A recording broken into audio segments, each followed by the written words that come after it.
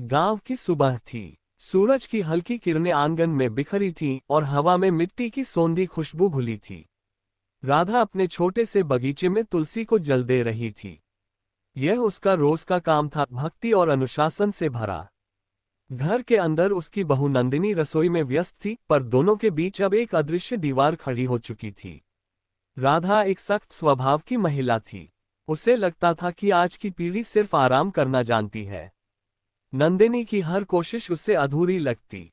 दूसरी ओर नंदिनी सोचती कि सास कभी उसकी मेहनत नहीं देखती, बस कमियां निकालती हैं। इन दोनों की सोचों के बीच एक दरार बन गई थी जो हर दिन गहरी होती जा रही थी। एक दिन जब राधा ने कहा कि दाल में नमक ज्यादा है, तो नंदिनी ने कुछ नहीं कहा, लेकिन मन ही मन बहुत दुखी हुई। उसने ठान लिया कि अब चाहे जो हो, वह जरूरत के अलावा सास से बात नहीं करेगी। इसके बाद घर में धीरे धीरे चुप्पी पसरने लगी। दोनों एक ही छत के नीचे थीं, मगर मन मीलों दूर थे। कुछ दिनों बाद शहर से राधा का बेटा रमेश घर लौटा। उसे घर में अजीब सा सन्नाटा महसूस हुआ। पहले जहां माँ और पत्नी की हंसी की आवाजें गूंजती थीं, अब वहां बस खामोशी थी। उसने माँ और पत्नी से अलग अलग पूछा कि क्या हुआ, लेकिन दोनों ने एक ही जवाब दिया, सब ठीक है।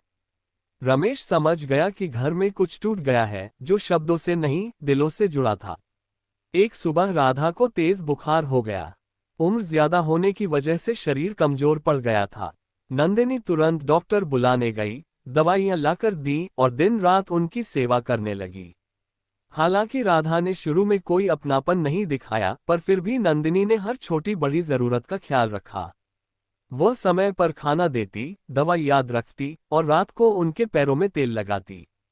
धीरे धीरे राधा के दिल में कुछ बदलने लगा। उन्होंने महसूस किया कि यह वही बहू है जिसे वे हमेशा गलत समझती थीं। नंदिनी की सेवा देखकर राधा के मन में पछतावा जागा। एक रात उन्होंने देखा कि नंदिनी ने खुद खाना नहीं खाया, बस उनकी देखभाल में लगी रही। उस पल राधा के अंदर की सास नहीं, एक माँ जागी। उन्हें एहसास हुआ कि बहू कोई पराई नहीं होती, वह वही बेटी होती है जो दूसरे घर से आकर इस घर को अपना बना लेती है।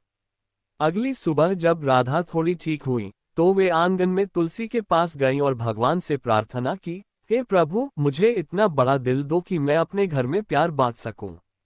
वह मुस्कुराई, फिर रसोई में जाकर बोली, नंदिनी, आज मैं तुम्हारे हाथ की चाय पीना चाहती हूँ। वो पल नंदिनी के लिए अनमोल था।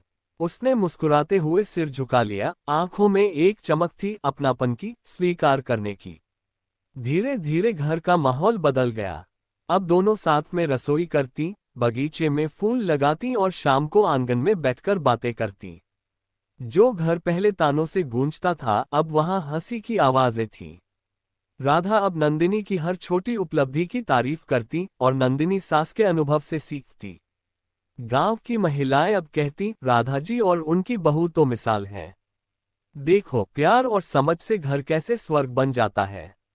राधा सुनकर मुस्कुराती और मन ही मन सोचती, कभी कभी रिश्ता खून से नहीं, समझ से बनता है।